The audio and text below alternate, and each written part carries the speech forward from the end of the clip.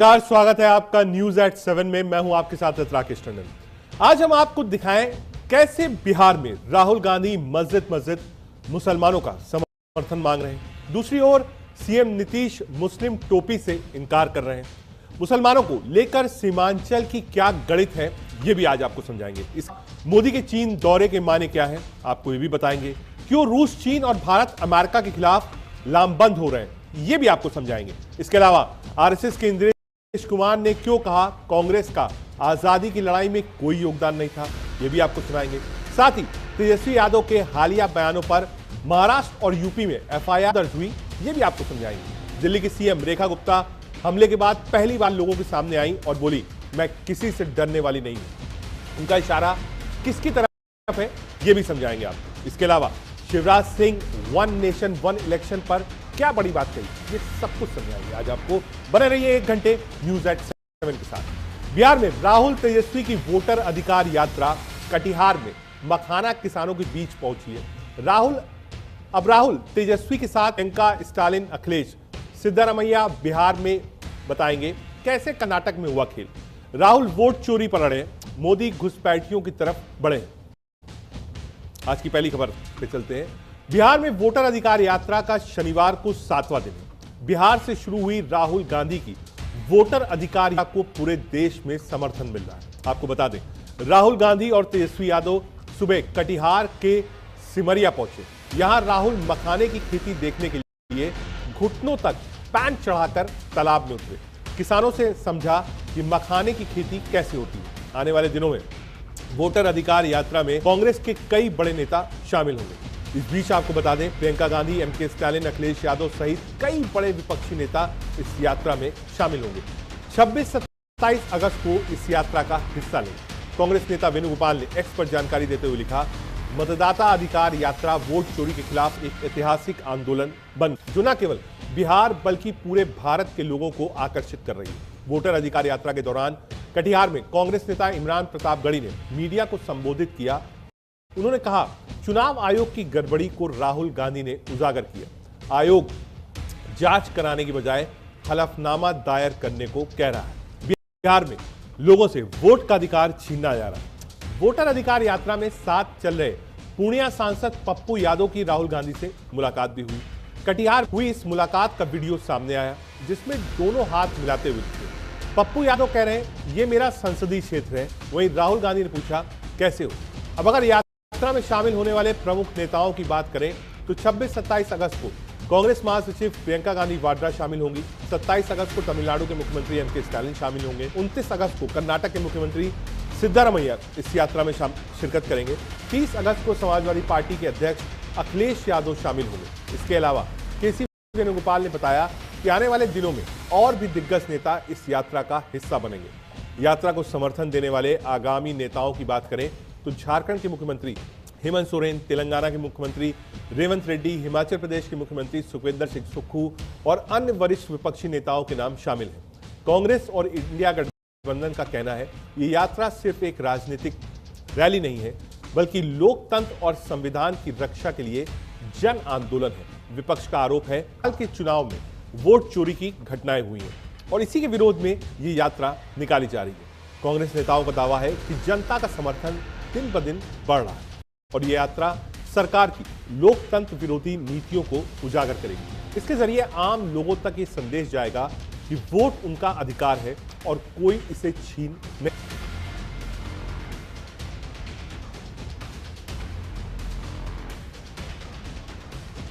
तो आपको बताते हैं कि आखिर जिस जगह पर आज यात्रा थी, हम आपको नीचे ग्राफिक्स के जरिए भी दिखा रहे हैं और विजुअल्स भी दिखा रहे हैं, वो जगह इंपॉर्टेंट क्यों है और वहां का अहम फैक्टर यानी मुस्लिम फैक्टर क्या है। बिहार के चुनावी माहौल में मुस्लिम वोटों पर सियासी जंग तेज हो गई है। 2 दिन पहले मदरसा शिक्षा बोर्ड के कार्यक्रम में नीतीश कुमार के मुस्लिम टोपी ना पहनने के विरोध ने तूल पकड़ा। उधर वोटर अधिकार यात्रा के दौरान राहुल गांधी और तेजस्वी यादव मुंगेर की खानकाह रहमानी मस्जिद पहुंचे। आपको बता दें, हमेशा धर्मनिरपेक्ष होने का दावा करने वाले नीतीश कुमार ने पहली बार मुस्लिम समुदाय के एक कार्यक्रम में टोपी पहनने से इनकार कर दिया। इससे सवाल उठ रहे हैं, क्या उनमें ये बदलाव क्यों आया। कुछ अरसे पहले तक मुस्लिम समुदाय के समारोह में शिरकत करते हुए शान से हरी, सफेद, नीली, काली और जालीदार टोपियां पहनने में कभी परहेज नहीं हुआ नीतीश बाबू को। मुख्यमंत्री नीतीश कुमार को अब टोपी से इनकार क्यों है? नीतीश कुमार गुरुवार को बिहार राज्य मदरसा शिक्षा बोर्ड के शताब्दी समारोह में पहुंचे। वहां मुस्लिम समुदाय के कल्याण के लिए सरकार की ओर से किए गए कार्यों का लंबा ब्यौरा दिया, लेकिन जब उन्हें मंच पर काली टोपी पहनाकर सम्मानित करने का प्रयास किया गया तो उन्होंने वह टोपी सिर तक पहुंचने से पहले ही हाथ में ले ली थी। हमेशा धर्मनिरपेक्ष होने का दावा करने वाले नीतीश कुमार पहली इस तरह से पेश आए। क्या गठबंधन धर्म निभाते हुए धर्मनिरपेक्षता के कथित प्रतीकों को तिलांजलि देना अब उनकी मजबूरी है? आपको बता दें, बिहार में विधानसभा चुनाव अक्टूबर-नवंबर महीने में होगा। राज्य में चुनावी हलचल तेज होती जा रही है।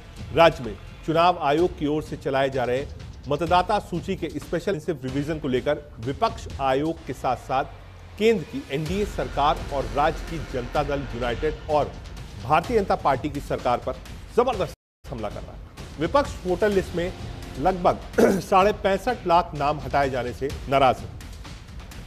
उसका आरोप है कि सबसे ज्यादा मुस्लिम बाहुल इलाकों के लोगों के नाम लिस्ट से हटाए गए, यानी विपक्ष मुस्लिम वोटों के ध्रुवीकरण की कोशिश में जुट गया। बिहार में कांग्रेस सांसद राहुल गांधी और राष्ट्रीय जनता दल के नेता तेजस्वी यादव के नेतृत्व में इंडिया गठबंधन की वोटर अधिकार यात्रा जारी है। वो वोटर लिस्ट में गड़बड़ी और मुस्लिम समुदाय के साथ नाइंसाफी का देकर सत्ता पक्ष पर जमकर बरस रहे हैं। इन स्थितियों में नीतीश कुमार का मुस्लिम समुदाय के बीच जुदा रवैया हैरत में डालने वाला है। आपको बता दें, मदरसा शिक्षा बोर्ड के समारोह में बिहार के अल्पसंख्यक मंत्री जमा खान ने नीतीश कुमार को टोपी पहनाने का प्रयास किया। इस पर नीतीश कुमार ने टोपी सिर पर रखे जाने ही हाथ में पकड़ ली और वो जमा खान को ही पहना दी। इस वाक्य ने लोगों को इसलिए आश्चर्य में डाला क्योंकि इससे पहले नीतीश कुमार ने ऐसा कभी नहीं किया था। नीतीश कुमार धर्मनिरपेक्ष विचारों वाले नेता माने जाते हैं। बड़ी संख्या में मुसलमान समुदाय के लोग उनसे जुड़े हैं। रमजान के दौरान होने वाली इफ्तार दावतों में भी वो हमेशा टोपी पहने हुए दिखते। लेकिन ताजा वाकया चर्चा का विषय बन गया। तो फिर क्या था? इस घटना ने विपक्ष को नीतीश कुमार पर हमला करने का नया मौका दे दिया। आरजेडी के नेता तेजस्वी यादव ने एक्स पर एक पोस्ट में लिखा, मदरसा एजुकेशन बोर्ड के शताब्दी वर्ष समारोह में मुख्यमंत्री नीतीश कुमार ने जबरन मदरसा शिक्षकों को बुलाया और फिर सम्मान स्वरूप टोपी पहनने से इनकार कर दिया। पिछले कई महीने से शिक्षकों की बहाली नहीं होने से नाराज लोगों ने जमकर नारेबाजी की और हंगामा किया। कहा कि मुसलमानों को बेवकूफ बनाना बंद करो। जैसे कि सर्वविदित है, अपने चरित्र अनुसार नीतीश कुमार जी हमेशा सभी को ठगने का काम करते हैं। नारेबाजी से घबराकर उनके विश्वासघाती मंत्रियों को स्टेज छोड़कर भागना भी पड़ा। कुछ राजनीतिक प्रतिक्रियाएं सुनाते। देखिए, मेरा मानना है ये जो दो दीवाने हैं, अब किस चीज के दीवाने हैं? दो दीवाने सत्ता के दीवाने जो बिहार में घूम घूम कर कोई एकलव्य खोज रहे हैं, कोई गाली दे रहे हैं। ये राजनीति में शब्दों के चयन का बड़ा महत्व होता है और लालू यादव जी ने भी कभी शब्दों के पर नहीं जोड़ दिया, जो मन आया सो कहा। तो बाप पूत प्राप्त थोड़ा कम से कम थोड़ा थोड़ा तो होगा ही। तो तेजस्वी यादव ने उनसे ज्यादा गालियां देना शुरू कर दी।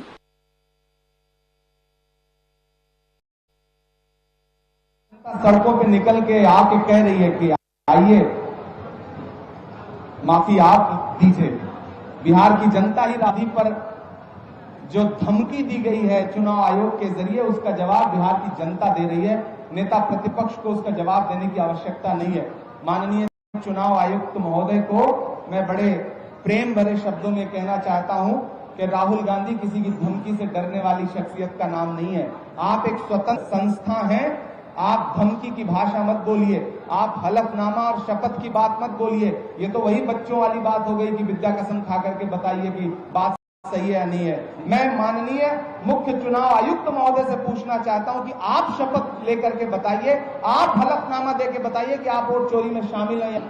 चुनाव आयोग वोट चोरी में शामिल है या नहीं? अगर नहीं शामिल है तो फिर लाखों लोगों के जो वोट काटे गए हैं वो किसकी शह पर काटे गए हैं, ये चुनाव आयोग बताए। बिहार की जनता ये लड़ाई सीमांचल की है। सीमांचल के मुसलमान इधर हैं या किस तरह, क्या क्या आता है सीमांचल में, ये आपको समझाते हैं। सीमांचल में आता है किशनगंज, कटिहार, अररिया, पूर्णिया, 24 सीटें। तो 2020 का चुनाव क्या था? बीजेपी को 8 सीटें मिली, कांग्रेस को 5 सीटें मिली, जेडीयू को 4 सीटें मिली, सीपीआई एमएल को 1 सीट मिली, आरजेडी को 1 मिली और एआईएमआईएम को 5 सीटें मिली। अब आपको बताते हैं सीमांचल में कौन कौन से जिले और कितनी आबादी है।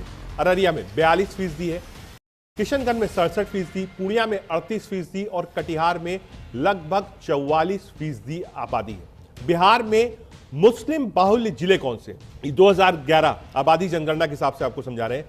किशनगंज में लगभग 67% के ऊपर है, दरभंगा में 22.5% है, कटिहार में 44% है, पश्चिम चंपारण में लगभग 22% है, अररिया में 42.5% है, पूर्वी चंपारण में लगभग 20% है, पूर्णिया में 38% है, भागलपुर में 17% मुस्लिम से। इस पर नजर है पॉलिटिकल पार्टीज।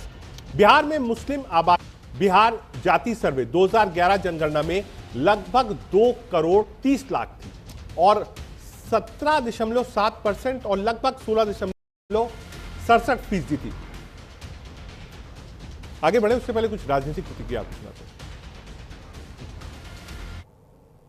कुछ ऐसी चल रही है कि उनके पार्टी वाले लोग बड़ा नारुष्ट हैं और सोचते हैं कि वो एनडीए फोल्ड में चले गए। तो हम समझते हैं कि यदि सचमुच में वो एनडीए फोल्ड में हैं, जैसा कि आपको मालूम है कि नवादा के जो विधायक राजवल्लभ जी थे, उनकी पत्नी भी आई हुई थी और यहाँ रजौली के विधायक भी आए हुए थे, तो इससे साबित होता है कि एक तरफ राहुल गांधी और तेजस्वी प्रसाद क्या बात लेकर के समझे घूम रहे हैं और दूसरे तरफ उनके बातों से फ्रस्ट्रेट होकर के उनके विधायक एनडीए फोल्ड में आ रहे हैं।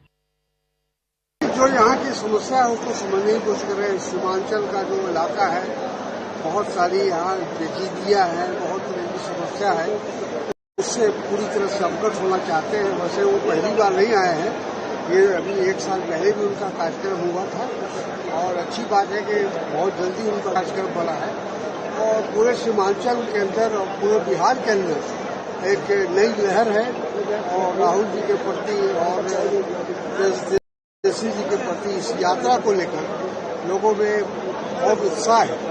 और जिस तरह से कहा जा रहा है कि जो वोट के साथ जो हेरा फेरी हुई है, जो चोरी हुई है, उसके खिलाफ ये एक आंदोलन है और अभी ये बिहार में शुरुआत है। कहने के पूरा ये क्या कुछ कहा बीजेपी के प्रवक्ता सुधांशु त्रिवेदी ने इस पूरे मसले पर, जो तेजस्वी यादव ने कल कहा था और जो ये यात्रा चल रही है, एक बार सुनाता हूं।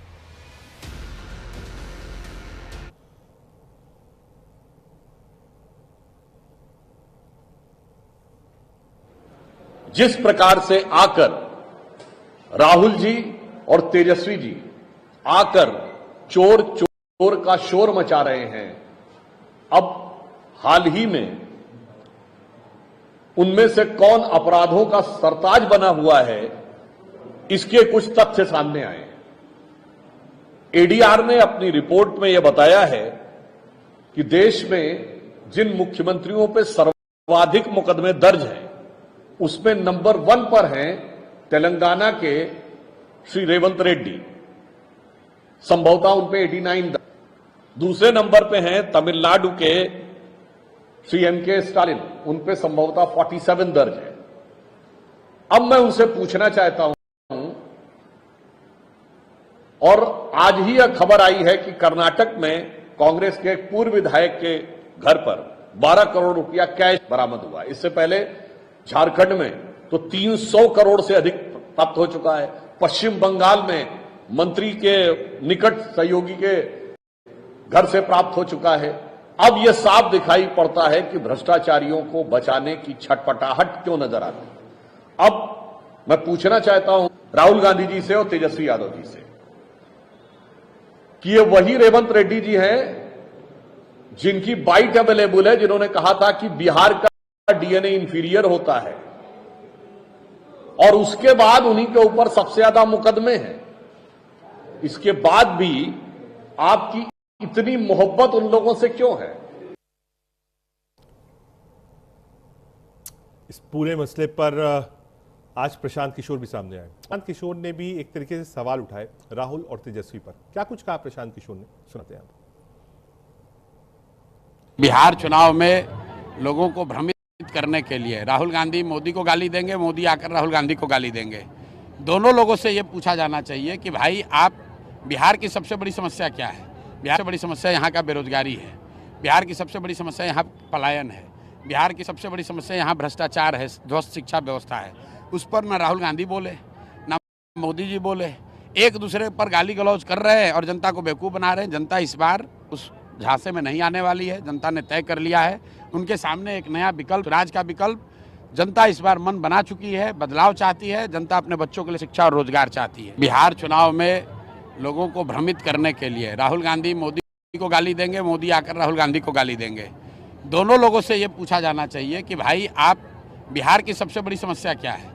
बिहार की सबसे बड़ी समस्या यहाँ का बेरोजगारी, बिहार की सबसे बड़ी समस्या यहाँ पलायन है, बिहार की सबसे बड़ी समस्या यहाँ भ्रष्टाचार है, ध्वस्त शिक्षा व्यवस्था है। उस पर ना राहुल गांधी बोले ना मोदी जी बोले, एक दूसरे पर गाली गलौज कर रहे हैं और जनता को बेवकूफ़ बना रहे हैं। जनता इस बार उस झांसे में नहीं आने वाली है। जनता ने तय कर लिया है। उनके सामने एक नया विकल्प है, जन स्वराज का विकल्प। जनता इस बार मन बना चुकी है, बदलाव चाहती है। कल प्रधानमंत्री नरेंद्र मोदी भी बिहार में थे, प्रचार कर रहे थे। नीतीश कुमार साथ थे और प्रधानमंत्री नरेंद्र मोदी ने भी आरजेडी पर कस के बरसे थे। क्या कुछ कहा था प्रधानमंत्री मोदी ने, सुनाते हैं।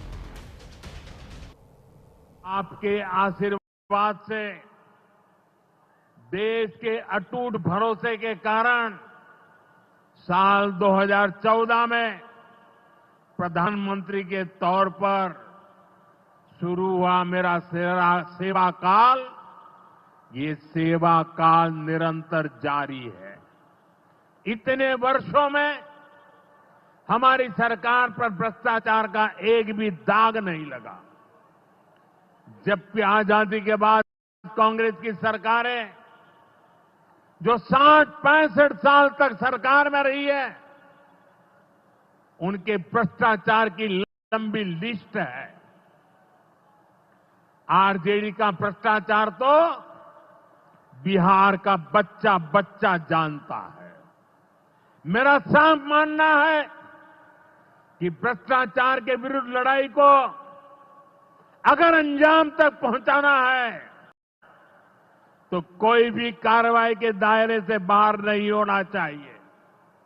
आप सोचिए, आज कानून है कि अगर किसी छोटे सरकारी कर्मचारी को 50 घंटे तक हिरासत में रख दिया तो अपने आप वो सस्पेंड हो जाता है। ड्राइवर हो, छोटा क्लार्क हो, प्यून हो, उसकी जिंदगी हमेशा हमेशा के लिए तबाह हो जाती है। लेकिन अगर कोई मुख्यमंत्री है, कोई मंत्री है, कोई प्रधानमंत्री है, तो वो जेल में रह करके भी सत्ता का सुख पा सकता है। ये कैसे हो सकता है? हमने कुछ समय पहले ही देखा है कि कैसे जेल से ही फाइलों पर साइन किए जा रहे थे, जेल से ही सरकारी आदेश निकाले जा रहे थे। नेताओं का अगर यही रवैया रहेगा तो ऐसे भ्रष्टाचार के विरुद्ध लड़ाई कैसे लड़ी जा सकती है? 20 साल से नीतीश कुमार मुख्यमंत्री है तो वोट चोरी से मुख्यमंत्री है। माने बिहार के लोगों का अपमान कर रहे हैं वो लोग। जीवन में मौका मिला तो कुछ बिहार के लिए किए नहीं। सब लोग सजा याफ्ता है, पता है ना। कोर्ट में भ्रष्टाचार में सब लोग पर कार्रवाई हुई है। पूरा बिहार आप लोग भी घूम रहे हैं, एसआईआर कोई मुद्दा है बिहार के लोगों में? बताइए ईमानदारी से। लोग वोट नहीं देता तो कहता वोट चोरी हो गया।